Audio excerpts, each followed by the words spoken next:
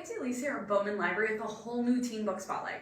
So for this week, we are taking some inspiration from the month of November because the month of November is Native American Heritage Month. So our theme for today is like just that. We're taking a look at stories, fiction, nonfiction, some collections of things that are written by Native Americans and are about Native Americans. So what's amazing about these is we have so much to explore. It is such an amazing topic. I cannot wait to share these 6 titles with you, so let's get started. Our first one is An Indigenous People's History of the United States for Young People. And I will tell you this, this was an extremely eye-opening read, at least for me personally. This history book takes a look at the history of the United States, but through the lens of Indigenous perspective. So this goes all the way back before the Europeans first arrived. You will read about how their lives were changed with the arrival of the new colonists, and then the policies that were brought and developed with them and by these colonists, with the ultimate goal which led to the strategic removal of Native peoples from the land which was rightfully theirs. So this book then moves throughout key events in U.S. history. It touches on many different aspects that we know about, others that we do not, but we should. The author pulls no punches, doesn't sugarcoat anything about how the actions and the events developed by individuals in history dramatically changes the lives of people who were already here, and not necessarily in a positive manner. So this is filled with newspaper articles, there's photos, there's journal articles, there's quotes, there's maps, there's paintings, and there's more. And you will find yourself reading a very different version of our history than what you've been taught, what I was taught in history class, what we know, what we come to think is our real history. And it will lead you to see things quite differently than what you did before. Again, I highly recommend this one. It's a must read. Again, it will change how you look and you think about things, especially in our history. This is an Indigenous people's history of the United States for young people. Our next one is #NotYourPrincess. So in this collection of art, poetry, and essays, there's a wide range of Indigenous perspectives that are shared and celebrate what it's like to be an Indigenous female. And it also sheds light on the challenges and the racism they face on a daily basis. You will hear from a variety of individuals, all with their own unique points of view, and will leave you breathless and encouraged. There's everything from just, your everyday students who are in the class all the way to professional athletes. Please be aware, there are topics discussed that, such as drug addiction and sexual abuse, but it's this incredible collection I strongly encourage you to read and share. Again, it's filled with gorgeous photography, as well as there's essays, there's vignettes by different people. There are of Indigenous perspectives. This is #NotYourPrincess. Marrow Thieves. Loved this one. Okay, so due to global warming and changes that have happened, people are no longer able to dream in the future. So when you're in the future in this world, you literally cannot dream, at night, okay?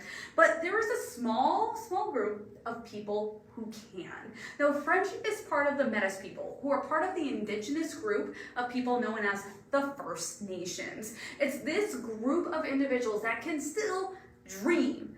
But here's the catch to all of this. There are people out to find them, hunt them, kill them, and then they want to harvest their bone marrow so they can sell it to the non-dreamers, so they can have another dream, because they think this marrow that they have is what makes people be able to dream. So Frenchie is constantly on the run, and he learns how to survive in the wilderness with this small group that he finds solace with, but they never know what is literally going to happen next, or where the next danger lies. But one of them in this group holds the secret to defeating the harvesters that they call the Marrow Thieves, and it could change everything. Now, there is a sequel to this science fiction dystopian survival story, which will have you turning pages as fast as you can, because you're gonna want to figure out what happens with Frenchie and this crew that you will grow to love, and you want to make sure they're gonna be okay.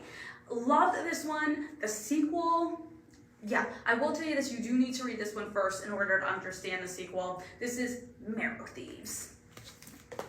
Firekeeper's Daughter. So Adonis finds herself stuck between two worlds. Her father's American Indian side and her mother's white side.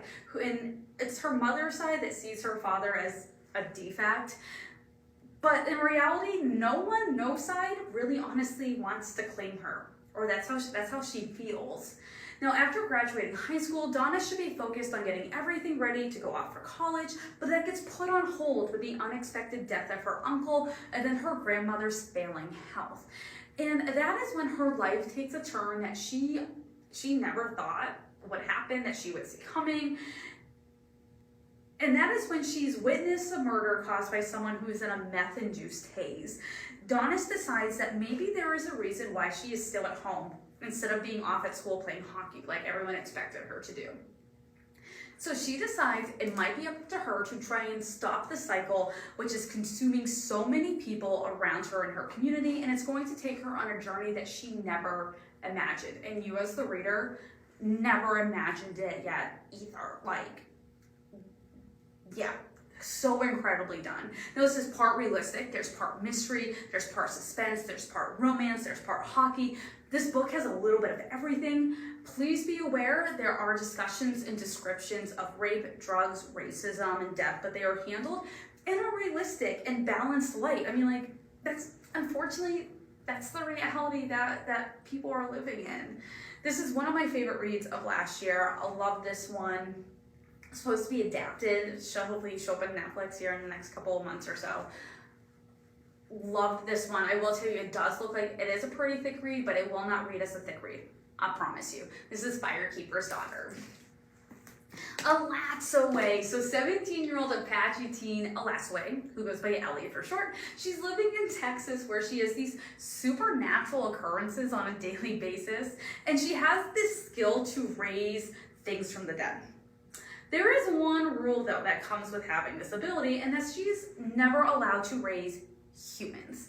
Now, when her cousin, though, is murdered and comes to her in a dream one night, letting her know who killed him, she starts to unravel secrets which will change everything and everyone she knows. And life will never be the same for her, especially since everyone thinks her brother was killed, or not her brother, her cousin was killed in a car accident. So right there, for her to go around saying that he was murdered, right there, people are already like, Ellie, I don't know what to tell you. You're just having a really hard time grieving. But yeah, like, he came to her in a dream and told her the truth. Who actually killed her? Now, this murder mystery meets supernatural, meets indigenous culture and folklore. It's unlike anything you have ever read. It's when you will not be able to stop reading. I will tell you, I was a little reluctant to read it at first. Really, I will tell you, it was a little outside my reading comfort zone, but I am so glad I did. Love this one. This is Alatsaway.